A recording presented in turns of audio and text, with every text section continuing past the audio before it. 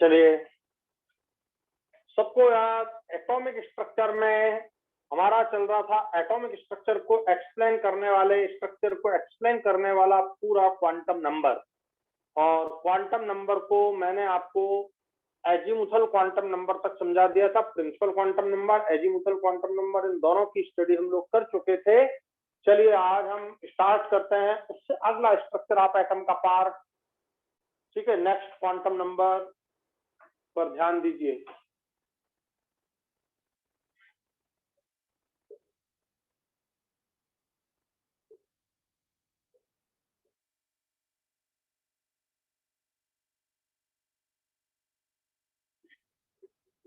Atomic structure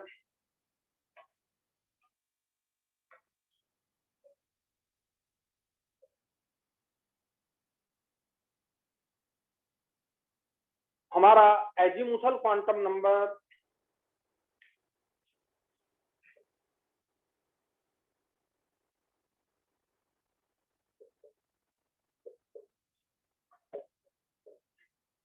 azimuthal quantum number complete हुआ था। ठीक है, उसमें अभी हमको एक बात और करनी है जो मैंने आपको समझाया था, जरा ध्यान से सुनना, बहुत इंपॉर्टेंट। सबसे लास्ट वाला पॉइंट एंगुलर मोमेंटम बहुत ही इंपॉर्टेंट है। Angular momentum of an electron in सब ऑर्बिट, ये मैंने आपको पूरा समझा दिया था। सब ऑर्बिट, ठीक है। कौन बताएगा मुझे MVR इक्वल टू क्या होता है, इसका फार्मूला? बिल्कुल, हाँ बोलते जाओ। ऐसा देखो, जब अपन पढ़े तो जैसे मैं क्वेश्चन पूछता हूँ तो आपके अंदर एकदम वो होनी चाहिए, लहर आ जानी चाहिए कि हाँ यार इसका आंसर ये है। अरे आप आंसर ना दे पा रहे हो, बिल्कुल मत डरना। देखो, हम मुझे आप समझिए कि Pawan sir is the best friend. ठीक है, तो पवन सर सबसे बेस्ट फ्रेंड है मेरे। ठीक है, और हम याद करने का तरीका जो मेरा है, याद करने और कराने का तरीका, कि मैं पूछता हूँ बच्चों से। जैसे मान लो क्लास में, तो अगर मान लो किसी ने आंसर नहीं दिया, किसी दूसरे ने आंसर दे दिया, तो जिसने आंसर नहीं दिया उसने भी सुन लिया और उसे भी याद हो गया, और जिसने आंसर दिया उसे तो याद है, और साथ में सब बच्चों का रिवीजन हो गया। तो आप क्वेश्चन को, जब मैं आपसे क्वेश्चन पूछूं और आप भले मुंह से ना बोले, मन में आंसर आ गया तो भी अच्छी बात, नहीं आया, बिल्कुल नहीं आ रहा यार, तो भी कोई प्रॉब्लम नहीं। कम से कम ये बात ध्यान रखो कि हमने सुन लिया, किसी दूसरे के मुंह से सुन लिया और वो हमको क्लिक कर गया। अब कभी क्वेश्चन आएगा तो हमें याद आ जाएगा, भूल जाए तो भी याद आ जाएगा। तो बहुत बढ़िया प्रोसीजर होता है, क्वेश्चन आंसर बोल के हम ऐसे याद करें, बहुत बढ़िया प्रोसीजर होता है ये। तो इसलिए मैं थोड़ा थोड़ा आप लोगों से इंटरेक्ट करते रहता हूँ कि नहीं यार इसका आंसर क्या होना चाहिए। ठीक है, तो आप बोल दिया करो, मन में बोल दिया करो कि अरे सर ये इसका आंसर ये है। और गलत भी हुआ तो क्या डर, गलत भी हुआ तो तुम्हारे बेस्ट फ्रेंड के सामने गलत हो रहा खुद कर जाएगा, समझ गए? तो बिल्कुल नहीं डरना है। स्टार्ट करते हैं। बहुत इंपॉर्टेंट है, angular momentum of an electron in the sub orbit, MVR। Angular momentum को तो हम MVR बोलते हैं, और सब ऑर्बिट में ये होता under root of L+1 into H/2π। और सब S के लिए L का वैल्यू 0 था, P के लिए L का वैल्यू 1 था, D के लिए L का वैल्यू 2 था, F के लिए L का वैल्यू 3 था। अब आप यहाँ पर ये L के वैल्यू यहाँ पर रख दीजिए, और आप किसी भी सब सेल के लिए, सब ऑर्बिट के लिए क्या निकाल सकते हैं? Angular momentum. तो मैंने आपको यहाँ तक समझाया था लास्ट क्लास में, सबको समझ आ गया होगा कि कैसे। और ये क्वेश्चन हमेशा आया है, सब लोग पिछले साल का 30 साल 40 साल के लास्ट ईयर के पेपर्स ले लो। ठीक है, अनसॉल्व पेपर, सॉल्व पेपर, तो सॉल्व लेना चाहिए ताकि हम उसमें देख सकें कि हमारा आंसर में कहाँ मिस्टेक हो रही है। सबसे पहला काम, ठीक है, सबसे पहला काम आप मतलब पिछले साल के पूरे पेपर्स ले लो, बुक आती है पूरी की पूरी, सबसे पहला काम। और दूसरा एनसीईआरटी बुक जरूर होना चाहिए आपके पास पढ़ने के लिए। NCERT the best best in the best now days in, ये जो आपका इस समय का जो पीरियड चल रहा है, वो चाहे आईआईटी हो या आईआईटी जो का जो मेंस एग्जाम होता है वो मेनली, और चाहे वो नीट हो, चाहे वो कोई भी एग्जाम हो, किसी भी, चाहे वो कॉमर्स वाले कोई एग्जाम हो, सब एनसीईआरटी बेस्ड आ रहा है। 100%, 100 के आगे जितना भी हो सकता है, सारे परसेंट, 100% पेपर हमेशा एनसीईआरटी से आता है। तो आप सब लोग एनसीईआरटी की बुक लें, उसका सॉल्यूशन भी लें, एनसीईआरटी बुक का भी सॉल्यूशन लें, उसका बढ़िया सा पतला सॉल्यूशन जीआरबी का आता है बहुत अच्छा, वो भी ले सकते हैं, कोई सा भी सॉल्यूशन ले सकते हैं। तो ध्यान रखिए।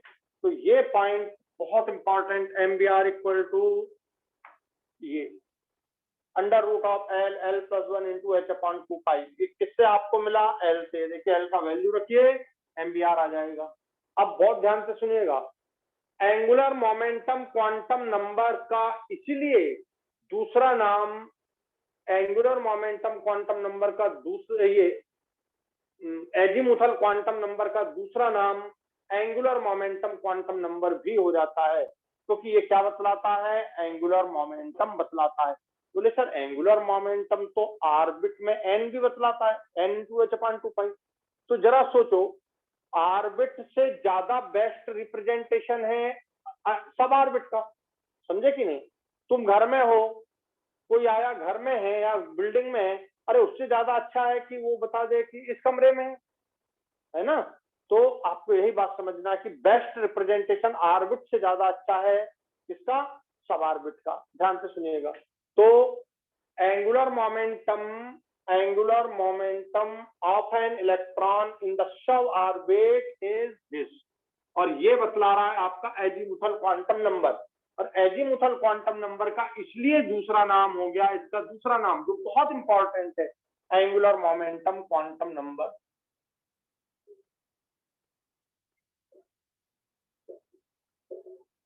Angular momentum quantum number. आ गया समझ में? आ गया समझ में सबको? तो ये बड़ा इंपॉर्टेंट नाम हो जाता है, एंगुलर मोमेंटम क्वांटम नंबर। चलिए आगे बढ़ते हैं, आज आपको अब ले चलते हैं अगले उसमें।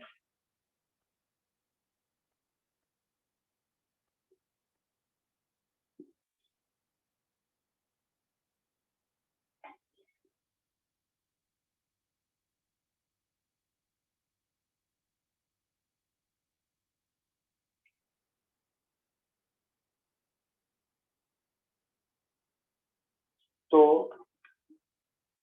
अगला बहुत important quantum number, atomic structure को समझने के लिए, मैग्नेटिक क्वांटम नंबर है।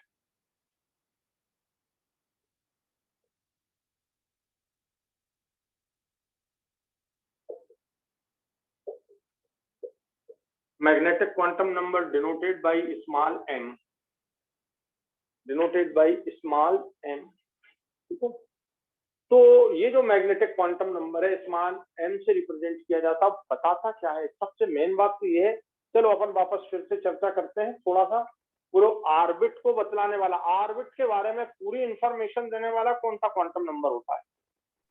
Principal quantum number. Exactly, N principal quantum number. N orbit की पूरी इंफॉर्मेशन, जो भी ऑर्बिट की इंफॉर्मेशन आपको लिख लेना है वो प्रिंसिपल क्वांटम नंबर से लेना है। ठीक है, आप बताओ एजीमुथल क्वांटम नंबर, मतलब जो सब ऑर्बिट की इंफॉर्मेशन देता है वो कौन सा क्वांटम नंबर है? सब ऑर्बिट की इंफॉर्मेशन देने वाला एजीमुथल, बहुत बढ़िया, एजीमुथल।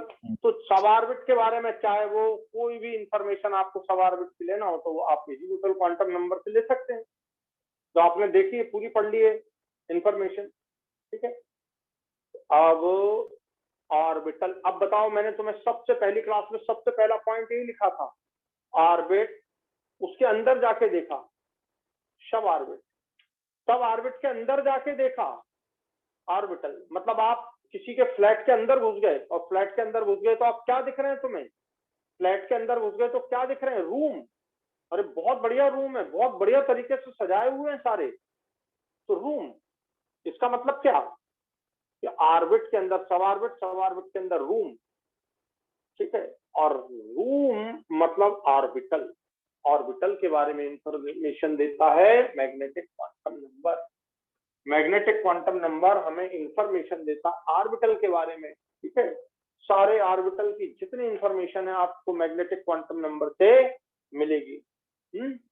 तो ध्यान से सुनना है। नंबर ऑफ ऑर्बिटल्स, ये देखो, तो हमें ऑर्बिटल्स की इंफॉर्मेशन, ये पहला पॉइंट हो गया। ऑर्बिटल्स के बारे में जो इंफॉर्मेशन देता है वो है magnetic quantum number. Number of orbitals, यहां मैंने ले लिया सब सेल,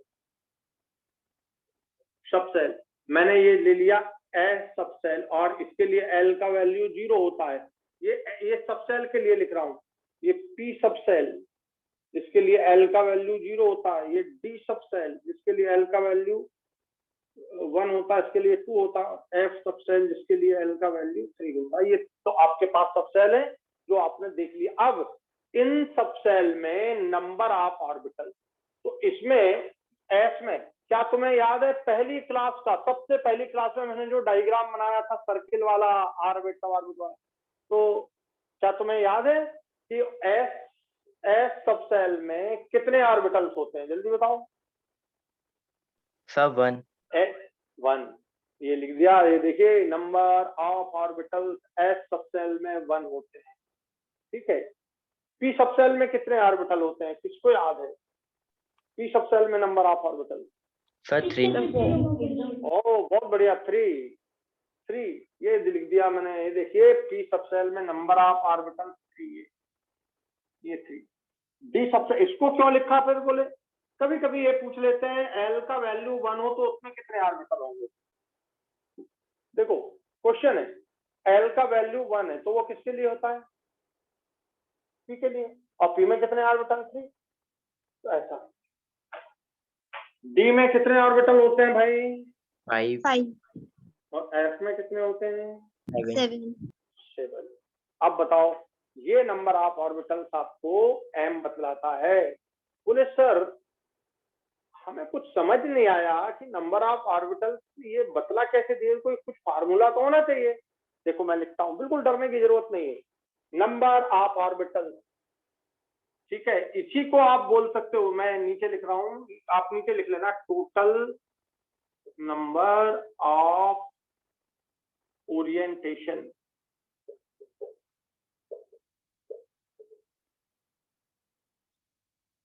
ये दोनों का एक ही मतलब है, equal to M equal to 2l plus 1। ये फार्मूला है 2l प्लस 1। अब देखो l का वैल्यू 0 रख दो, m का वैल्यू, l का वैल्यू 0 रख दो, तो 2 इंटू 0 प्लस 1 इक्वल टू क्या आया? ये आ गया 1। ये देखो नंबर ऑफ ऑर्बिटल्स कितने आ गए? 1, क्योंकि l का वैल्यू क्या रखा था? 0, ये दिया है। समझ आ गया? तो पहले मैंने बच्चों जैसा समझाया, क्या आपको सबसे पहली क्लास में बिल्कुल और ही बच्चे, चार ऑर्बिट के अंदर सब ऑर्बिट तो कितने, सब ऑर्बिट के अंदर ऑर्बिटल तो कितने, वो तुम्हें अभी भी याद है, अभी भी याद है। इसके अंदर एस के अंदर 1, पी के अंदर 3, डी के अंदर 5 और एफ के अंदर 7, ये ऑर्बिटल थे। लेकिन कैसे आए, उसका फार्मूला क्या है? ये देखो, यहाँ देखो एल का वैल्यू 1 है, एम यहाँ पे वैल्यू रख दो, एम इक्वल टू यहाँ 2 इंटू 1, ये वैल्यू है, और प्लस 1, तो ये आपका आ गया 3, ये आपका आ गया 3, 2l प्लस 1 आ गया 3। m का वैल्यू निकालना है डी के लिए, ये देखो l का वैल्यू 2 है, तो 2 इंटू 2 प्लस 1 ये आ गया 5, l का वैल्यू 3 है, तो ये आ गया m equal to 3 into 2 into 3 plus 1, तो ये आ गया आपका 7। अब बताओ कैसे आया, समझ आ गया? अब क्वेश्चन आता, ध्यान से सुनना, क्वेश्चन आता है कि number of orientation for M, number of orientation number of orbital, तो आप फार्मूला देंगे 2l + 1, 2l + 1। ये इसका मतलब l के जो वैल्यूज हैं, m के जो वैल्यूज हैं वो l पे डिपेंड करते हैं। m के वैल्यू को निकालने के लिए, m के वैल्यू को निकालने के लिए l के वैल्यू की जरूरत पड़ी, और मैंने इसलिए आपको l के वैल्यू यहाँ लिख दिए। और l के वैल्यू का मतलब क्या, ये हो गए 1 3 5 7, ये l के वैल्यूज तो हैं, m के वैल्यूज तो हैं। तो m के वैल्यूज निकालने के लिए आपको किसकी जरूरत पड़ी, l के वैल्यूज की जरूरत पड़ी। तो आप सिंपल, आपको ये याद है 1 3 5 7, और ये कैसे आए, ये तुम्हारे सामने फार्मूला। अब क्वेश्चन क्या आता है, m के वैल्यू किस पर डिपेंड करते हैं, तो आंसर दो। L m, हाँ m के वैल्यू किस पे डिपेंड करते हैं, l पर। ये देखो ये आ गया m के वैल्यू टोटल। तो आप इसको क्या लिख सकते हो, टोटल नंबर ऑफ ओरिएंटेशन लिख सकते हो, टोटल नंबर ऑफ ऑर्बिटल्स बोल सकते हो, और टोटल वैल्यूज ऑफ m बोल सकते हो। इसी का तीसरा नाम बन गया टोटल वैल्यूज ऑफ m। तो अब बताओ, एस सब सेल के लिए m की कितनी वैल्यू होनी चाहिए, 1 पी सब सेल के लिए m की कितनी वैल्यू होनी चाहिए, डी सब सेल के लिए m की कितनी वैल्यू होना चाहिए, 5 और एफ सब सेल के लिए 7 7।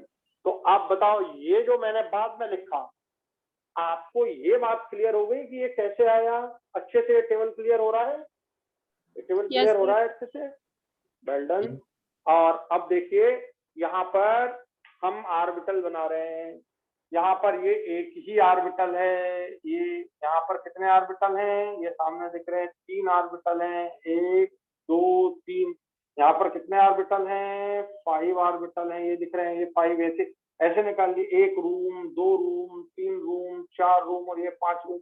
और यहाँ पर कितने रूम हैं, 7 रूम है, ये देखिए 1 room 2 room 3 room 4 room 5 room,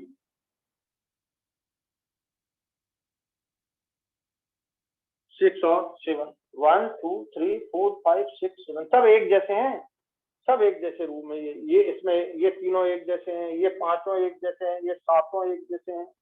तो आप बताओ, ये टेबल अच्छे से समझ आ गई तुम लोग को। अभी मुझे इसमें स्पेस चाहिए, यहाँ पर इतना है ना, तो अगर आप बनाएंगे तो आप इसको इसी रेशो में बनाएं, यहाँ से जैसे ये बनाया ना मैंने ये, और आपको अभी यहाँ पर स्पेस चाहिए रहेगा इतना ही, ठीक है, जितना आपको दिख रहा है। तो आपको समझ आ गया अच्छे से, ये वाला पॉइंट आपको समझ आया कि नहीं, बताओ। मैग्नेटिक क्वांटम नंबर तुम्हें क्या बतला रहा है, सब सेल में ऑर्बिटल्स बतला रहा है, सब सेल में ऑर्बिटल बना लो।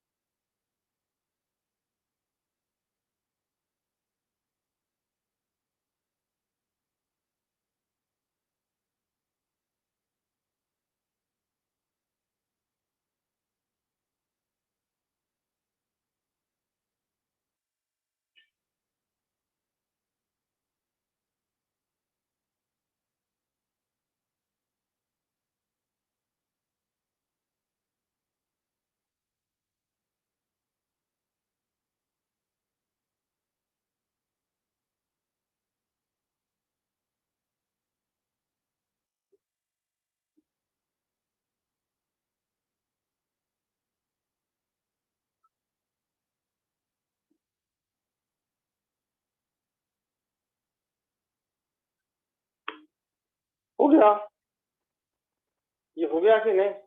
Yes, sir. तो इस तरह से अब बोले सर, आपने जैसे आपसे पूछा जाए कि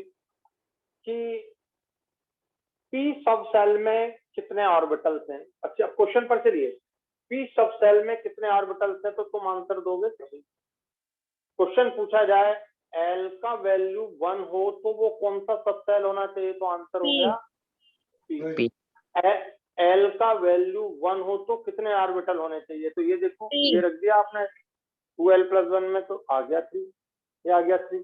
तो ये क्वेश्चन इस तरह से पूछे जाएंगे। बताइए सबको अच्छे से क्लियर हो गए ये? Yes, sir. Yes, sir. Okay, अब हम बात करते हैं, ये हुए टोटल वैल्यूज ऑफ एन। अब हम बात करते हैं वैल्यू क्या है और नेम क्या है। तो यहां मैं लिख रहा हूं, यहां देखिए ये एक ही ऑर्बिटल है, ये यहां पर इस ऑर्बिटल का नाम एस ऑर्बिटल है, इस ऑर्बिटल का नाम एस। तो name of S orbital, name of this one orbital, एक ही ऑर्बिटल है जिसका नाम हो गया एस ऑर्बिटल, नेम। यहां पर नेम हो गया ये नेम हो गया। ये पी में 3 ऑर्बिटल हैं,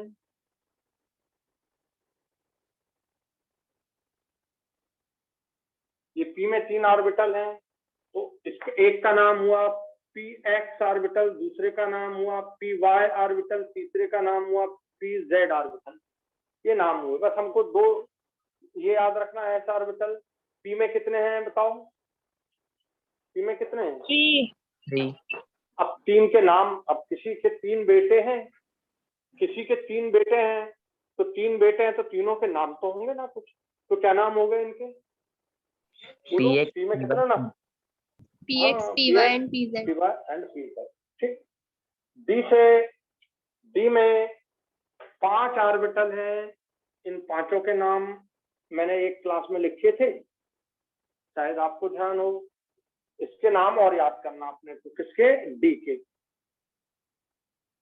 मैं लिख देता हूं, अगर आप भूल जाए तो डरने की कोई जरूरत नहीं है, वो आप 2-4 बार पढ़ोगे याद हो जाएगा। कॉम्बिनेशन एक्स वाई की, जरा सोचो, एक्स वाई जेड 3 के कॉम्बिनेशन। तो पहला हो गया डी एक्स वाई, दूसरा कॉम्बिनेशन हो गया डी वाई जेड, तीसरा कॉम्बिनेशन हो गया डी एक्स जेड, चौथा कॉम्बिनेशन हो गया D X square minus Y square. अब ये थोड़ा कॉम्बिनेशन तुम्हें अलग सा लग रहा है, तो ये 3 में तो कोई प्रॉब्लम नहीं है। एक्स वाई जेड के 3 कॉम्बिनेशन बनाना है, एक हो गया एक्स वाई, एक हो गया वाई जेड, एक हो गया एक्स जेड, और 2 और X square minus Y square, और इसका हो गया डी जेड स्क्वायर। ये वाले का नाम हो गया D Z square, D Z square. तो आप अभी नाम भूल जाएं तो इसकी कोई डर नहीं है, अपने को कोई ऐसा अभी बिल्कुल अपन मरे नहीं जा रहे हैं और कि और नाम भूल गए तो पता नहीं क्या हो जाएगा। बिल्कुल आराम से लिख लें, बिल्कुल रिलैक्स होकर लिखें। तो एक हो गया D X Y, D Y Z, D X Z, D X square minus Y square और डी जेड स्क्वायर, ये 5 हो गए। इनके नाम याद करने, और इसको आप अभी भी छोड़ दीजिए, इसकी जरूरत नहीं है ना, मैं लिख रहा हूं। लेकिन इसके टोटल कितने हैं? 7 टोटल ऑर्बिटल कितने हैं इसमें? टोटल ऑर्बिटल बोलो, 7 है ना। तो आपका एक हो गया 1, ये हो गया 2, ये हो गया 3, ये हो गया 4, ये हो गया 5, ये हो गया 6 और ये हो गया 7। 1 2 3 4 5 6 7, ये हो गए 7, ये हो गया, ये नाम हो गए। तो मैंने यहां पर इस कॉलम में नेम ऑफ ऑर्बिटल से डाल दिया, नेम ऑफ ऑर्बिटल। अब ऑर्बिटल किसी से पूछो भाई तेरे कितने बेटे हैं, पी से पूछा, इस पी से पूछा तुम्हारे कितने बेटे हैं, तो उसने आंसर दिया 3। बोले मैंने पूछा भैया तीनों के नाम बोलो, तो उसने आंसर दिया P X P Y P Z. ठीक है, मैंने उससे पूछा है तीनों एक जैसे? हाँ। बोले हाँ। कौन सी क्लास में पढ़ते हैं तीनों? बोले सर ये 8th क्लास में है। तो भैया 8th क्लास की मार्कशीट बताओ, रोल नंबर बताओ। तो तीनों के अलग अलग रोल नंबर। तो इसका रोल नंबर है 1 का, ध्यान से सुनिए, इसका है -1, इसका है +1, तो इसका हो गया 0। एक का -1, दूसरे का +1, तीसरे का 0। यानी हम नॉर्मली अगर मैं नाम ना बोलूं ध्यान से सुनना, मैं नाम ना बोलूं तो ऐसा लिख सकते हैं -1 0 +1, माइनस से स्टार्ट होता हुआ 0 को इंक्लूड करता हुआ +1 तक। ये सिंपल हो गया, -1 से 0 +1। तो इसमें ये 3 दिख रहे हैं हमको, 1 2 3।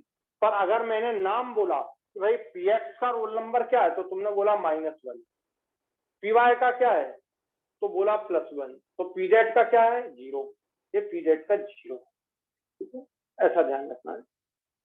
और इसका तो 0 होता है, इसका रोल नंबर 0 होता है। L का वैल्यू 0 है। अब देखो L का वैल्यू 0 है तो M के कितने वैल्यू है? L का वैल्यू 0 है तो M के कितने वैल्यू हैं? 1, 1। क्वेश्चन पर ध्यान देना, when the value of L is 0, how many values of M? How many values of M? तो how many के लिए आप क्या करेंगे? 12 + 1, ये आ गया वो। अब फिर आगे, when the value of L is 0, what is the value of M? Value क्या है? What is the value? बोलो। 0. 0। कितने वैल्यू दिख रहे हैं? 1। ये वैल्यू 1 दिख रहे हैं, लेकिन वैल्यू क्या है? How many value? तो 1। How many value? तो 1 and value 0। How many value? तो 3। तो वैल्यू 3 दिख रहे हैं, देखो एक वैल्यू दिख रहा है, दूसरा वैल्यू दिख रहा है, तीसरा वैल्यू दिख रहा है। 3 वैल्यू, +1 एक वैल्यू, -1 दूसरा वैल्यू, 0 तीसरा वैल्यू। थोड़ा समझना है इसको, ठीक है। ये आपको 3 पेन दिख रहे हैं, ये आपको 3 पेन दिख रहे हैं, ठीक है। तो आपसे पूछा जाए कि कितने पेन हैं, बोले 3 पेन है, बिल्कुल सही। अब मैंने इस पेन का नाम दे दिया -1, इसका दे दिया +1 और इसका दे दिया 0। अब यहाँ पर इन पेन के फोटो लगे हैं, -1 वाला, 0 वाला और +1 वाला, कोई भी, ठीक है। मैंने आपसे बोला यार -1 वाला पेन ले आना, तो तुम एक ही पेन लेके आओगे कि तीनों ले आओगे? बताओ, समझ आई बात? -1 वाला पेन लाना तो ये ले आए तुम, मैंने बोला +1 वाला ना आना तो ये ले आए, मैंने बोला 0 वाला भी ले आओ तो ये ले आए। अब बताओ तुम टोटल कितने पेन लेके आए? कितने पेन लेके आए? 3। इसका मतलब 3 वैल्यू है टोटल। ये देखो 3 वैल्यू है, और वो एक का वैल्यू -1 है, दूसरे का 0 है, तीसरे का +1। तो टोटल वैल्यूज पूछे जाए तो 3, और उनके इंडिविजुअल वैल्यू पूछे जाए तो px का जो है वो -1 हो गया, तो py का +1, तो pz का 0, ऐसा हो सकता है। और एक पॉसिबिलिटी और है, वो ये है कि px का यदि तुम +1 बोल दो तो py का -1 बोलना, pz का 0 ही होता है, हमेशा pz का 0। ये पिछले साल यही क्वेश्चन आया है यार, pz 0 होता है। तो ये अच्छे से लिख देता हूं मैं, 3 पॉसिबिलिटी इसकी इस तरह से होती हैं।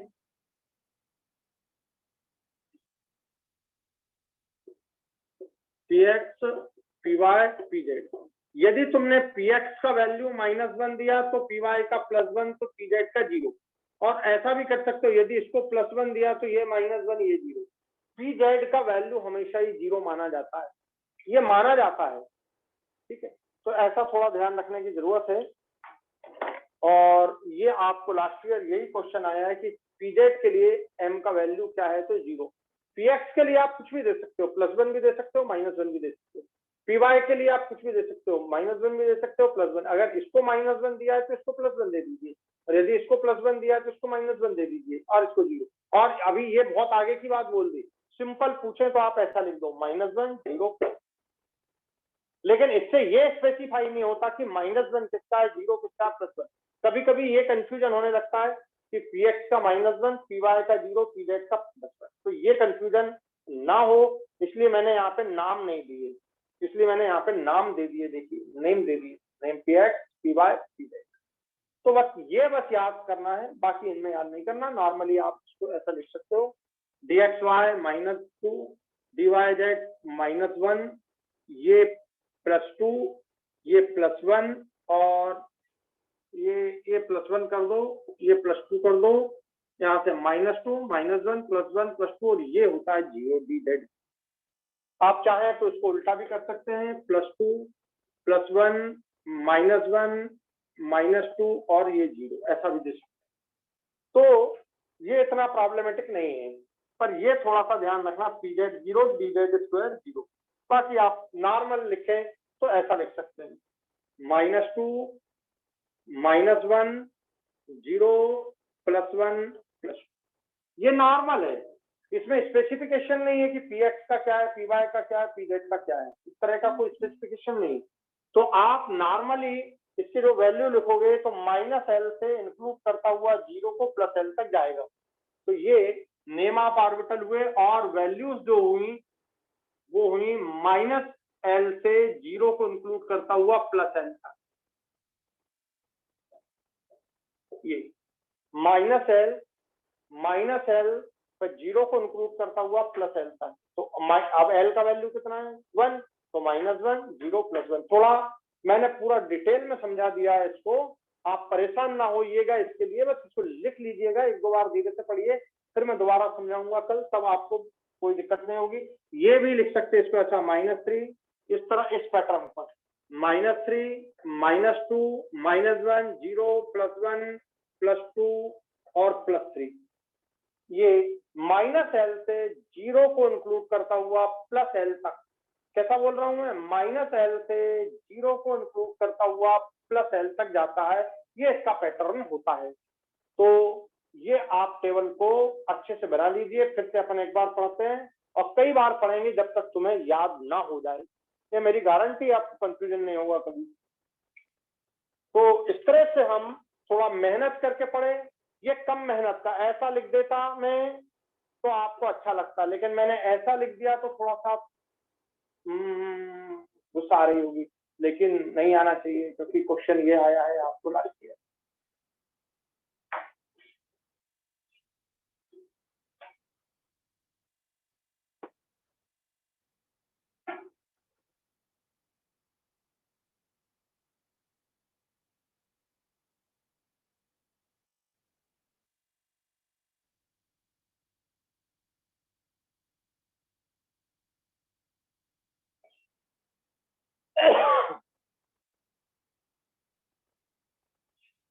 जब ये कंप्लीट हो जाए तो मुझे बताइएगा, है ना, पूरा कंप्लीट कर लो जल्दी।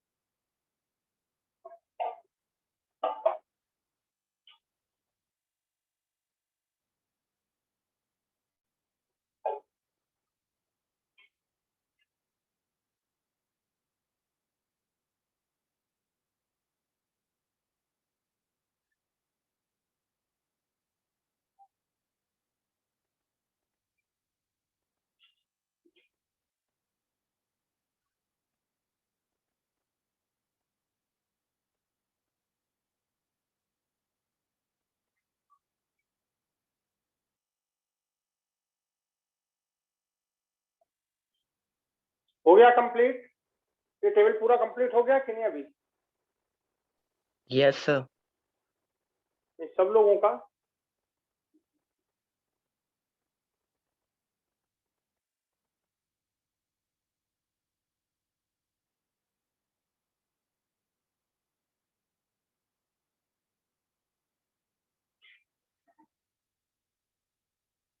सब लोगों का कंप्लीट हो गया टेबल?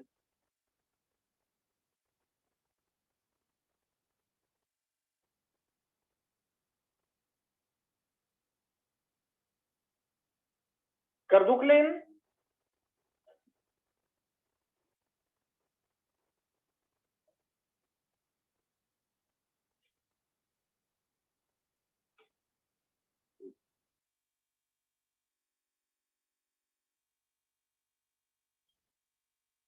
ये कर दूं क्लीन अब मैं, क्यों बच्चों? Yes sir.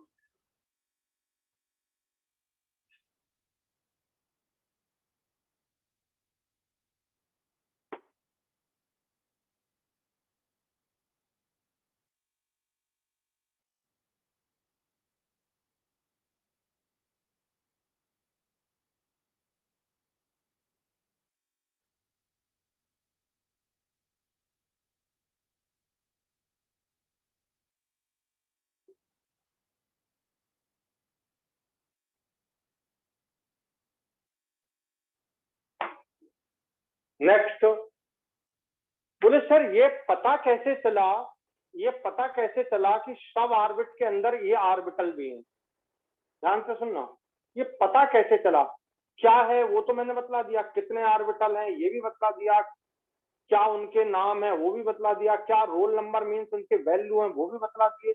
पर क्वेश्चन ये पता कैसे चला कि यार ऑर्बिट के अंदर सब ऑर्बिट भी हैं और सब ऑर्बिट के अंदर ऑर्बिटल भी हैं, सब ऑर्बिट के अंदर ऑर्बिटल भी हैं।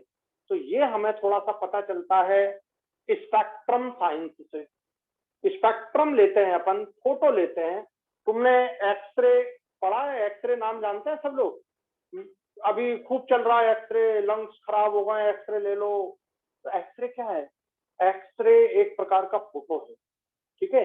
तो हम स्पेक्ट्रम लेते हैं एटम का, ऑर्बिट का, सब ऑर्बिट का, उसके अंदर जाके देखते हैं तो लाइन, स्पेक्ट्रम लाइन हमको दिखाई देती है छोटी छोटी। उन स्पेक्ट्रम लाइन का नाम हो जाता है एसपीडीएफ, और उनमें भी और छोटी वेरी फाइन लाइन आपको दिखाई देती है, वेरी फाइन लाइन, तो हम उनको बोलते हैं ऑर्बिटल। तो लाइन, उनके अंदर फाइन लाइन, और फाइन लाइन के अंदर वेरी फाइन लाइन। ऐसा देखो, ये लाइन, ये लाइन, ये लाइन के अंदर वेरी फाइन लाइन, वेरी नहीं, fine line, fine line, fine line के अंदर वेरी फाइन लाइन। तो लाइन हो गई, एक लाइन अपने को मिली, एक लाइन अपने को मिली ये, इस लाइन को हमने बोला ऑर्बिट। सपोज इसको और very resolving, high resolving microscope से देखा तो इसके अंदर और छोटी छोटी लाइनें दिखी, उन्हें हमने बोला फाइन लाइन। ये हो गए सब ऑर्बिट, ये हो गया ऑर्बिट, स्पेक्ट्रम लाइन कहलाती है, इनको बोलते हैं स्पेक्ट्रम लाइन। ये हो गई ऑर्बिट, ये हो गई सब ऑर्बिट, और ये हो गई ऑर्बिटल, ये हो गई ऑर्बिट। तो अगर तुम ध्यान से देखो, ये देखो तुम्हें क्या दिखाई दे रहा है, ये क्या दिख रहा है बताओ? पेन क्या दिख रहा है? Pen cap.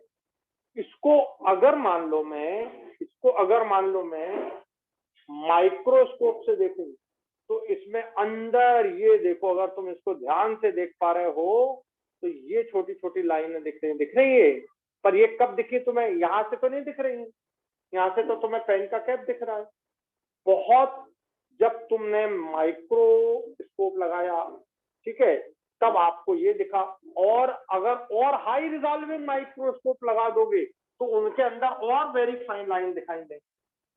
तो वेरी फाइन लाइन ऐसे अपन चेक करते हैं, तब हमें पता चलता है यार कि ये लाइन के अंदर भी लाइन है, और लाइन के अंदर जो लाइन है जिससे अपने फाइन लाइन बोला उसके अंदर भी लाइन है। इसका मतलब कुछ ना कुछ है, इसका मतलब कुछ ना कुछ है। तो पहली तो ऑर्बिट हुआ, फिर हुआ इसको चेक किया तो ऑर्बिट की जगह अंदर सब ऑर्बिट निकले, और इसको चेक किया तो सब ऑर्बिट के अंदर ऑर्बिटल निकले। तो ये मेरा सिंपल समझाने का तरीका हुआ। तो इसको ऑब्जर्व किया, बहुत ध्यान से सुनना, इसको ऑब्जर्व किया एक साइंटिस्ट ने इस तरह से,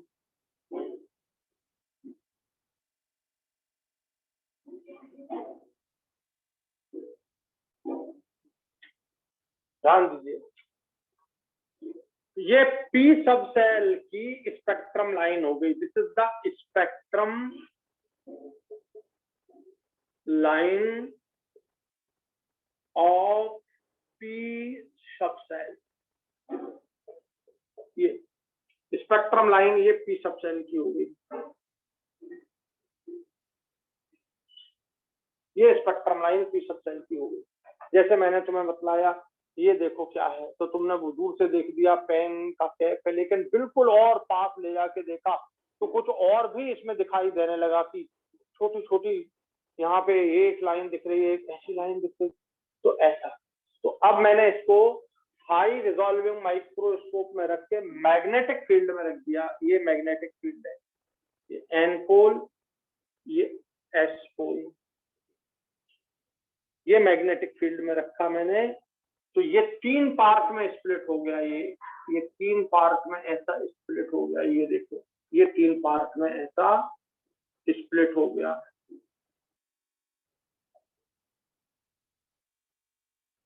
अब अगर आप ये मैग्नेटिक फील्ड में नहीं रखते तो आपको पता ही नहीं चलता कि ये 3 अलग अलग लाइनें दिख रही हैं आपको, समझे?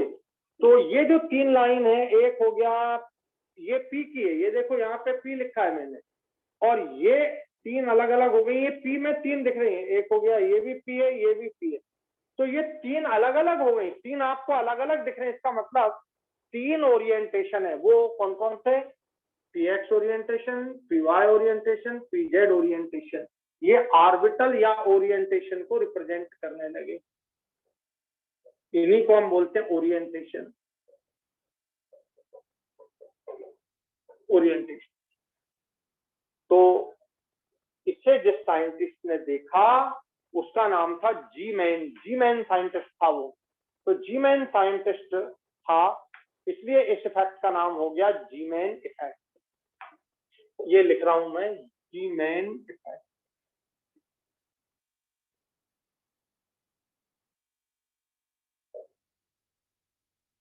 तो एक क्वेश्चन आया है, जी मैन इफेक्ट को कौन एक्सप्लेन करती है? तो हमारा आंसर हो गया मैग्नेटिक क्वांटम नंबर।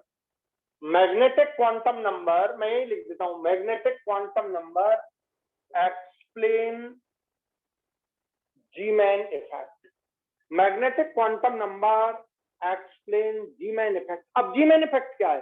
जी मैन कहता है कि यदि तुम पी सबसेल की स्पेक्ट्रम लाइन को मैग्नेटिक फील्ड में रख देते हो तो वो 3 पार्ट में स्प्लिट हो जाती है, और वो जो 3 पार्ट में स्प्लिट होती है, इससे पता लगता है कि ये सब ऑर्बिट के अंदर ऑर्बिटल्स हैं, और वो 3 ऑर्बिटल, ये 3 ओरिएंटेशन, इसी को हम बोलते हैं ओरिएंटेशन। ओरिएंटेशन का मतलब एक एक्स एक्सिस पर आपको ऐसा ऑर्बिटल दिखने लगेगा, वाई एक्सिस पर दिखने लगेगा, जेड एक्सिस पर दिखने लगेगा, 3 ओरिएंटेशन आपको दिखने लगेंगे। तो मैग्नेटिक क्वांटम नंबर जिसे आप एम बोलते हो, वो मैग्नेटिक क्वांटम नंबर जी मैन इफेक्ट को एक्सप्लेन करता है, और जी मैन इफेक्ट है, अब मैं जी मैन इफेक्ट लिख रहा हूं कि क्या है जी मैन इफेक्ट, ये देखिए, splitting of spectral line, splitting, ये टूट गई है, 3 पार्ट में टूट गई, टूटने को स्प्लिटिंग बोलते हैं। तो splitting of spectrum line under the magnetic field, अब पूरा लिखना हो तो under the influence of magnetic field, under the magnetic field is called ji man effect. Splitting of spectral line under the magnetic field is called Zeeman effect। तो Zeeman ने बतलाया कि अगर आप सबसेल की स्पेक्ट्रल लाइन को magnetic field में रखते हैं तो वो टूट जाती है, वो स्प्लिट हो जाती है। अगर स्प्लिट हो रही है इसका मतलब उसमें कुछ है, और अगर स्प्लिट नहीं हो रही है तो कुछ नहीं है इसका मतलब। तो स्प्लिट हुई तो इसका मतलब इसमें 3 ओरिएंटेशन है, ये बतलाया ओरिएंटेशन। तो हम बोलते हैं जीमैन इफेक्ट को एक्सप्लेन करता है मैग्नेटिक क्वांटम नंबर, और मैग्नेटिक क्वांटम नंबर इसलिए इसका नाम रखा क्योंकि मैग्नेटिक फील्ड में ये स्टडी करते हैं, मैग्नेटिक फील्ड में ये स्टडी करते हैं, इसलिए इसका नाम हो गया मैग्नेटिक क्वांटम नंबर। तो आपको ये बात समझ आ गई? बताओ क्यों बच्चों, ये बात समझ आ गई आपको कि नहीं आई? हेलो, ये बात समझ आई कि नहीं तुम लोग? यस सर, क्लियर है। तो जल्दी से इसको लिखेंगे, ये पहला पॉइंट इसका, और ये दूसरा, और ये इसको इस तरह से लिखेंगे।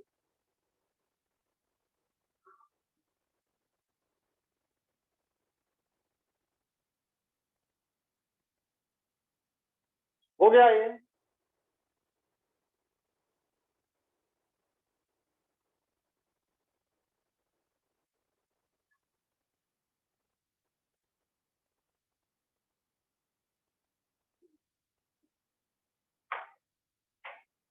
हो गया ये? Yes, sir. गुड।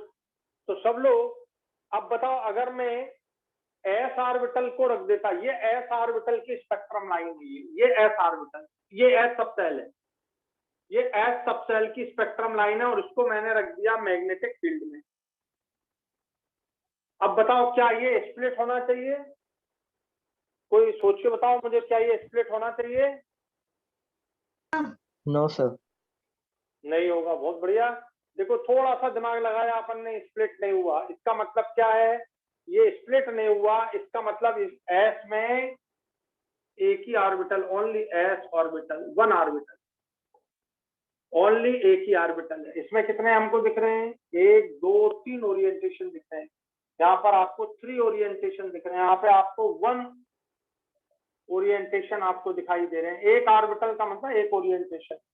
और यदि मैं डी सबसेल ले लेता, बताओ ये डी सबसेल ले लेता, ये डी सबसेल है, और इसकी मैग्नेटिक फील्ड में रख देता, तो इसमें कितने की स्प्लिटिंग होती बताओ? इसमें कौन बताएगा? ये कितने पार्ट में स्प्लिट हो जाता बोलो? 5. ओ वेरी गुड। देखो तुम लोग इतने में समझ गए। देखो ये 5 में स्प्लिट हो जाता। तो अब बताओ, डी सबसेल को जैसे ही तुम रखोगे मैग्नेटिक फील्ड में, तो वो स्प्लिट हो जाएगा 5 में। इससे क्लियर हो गया कि इसमें ये 5 ओरिएंटेशन है, 5 ऑर्बिटल्स हैं या 5 ओरिएंटेशन है, एक ही बात है। तो ये बना लो। और एफ अब तो समझ ही गए होगे कि एफ में कितने ओरिएंटेशन होने चाहिए।